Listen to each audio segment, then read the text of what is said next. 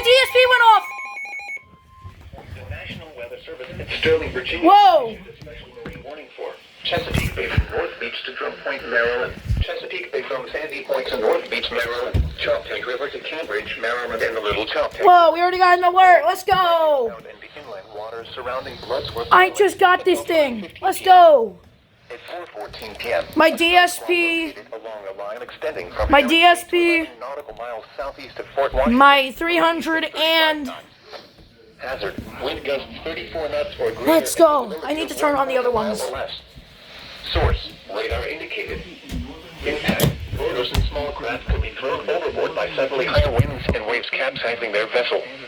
Locations impacted include Choptank River, Knapp's Narrows Bridge, Herring Bay, Tillman Island, Washington Point, Bears Beach, James Island, Poplar Island, Taylor's Island, Deal, and Shady Side. Move to safe harbor until hazardous weather passes. Let's go! HH went off, baby.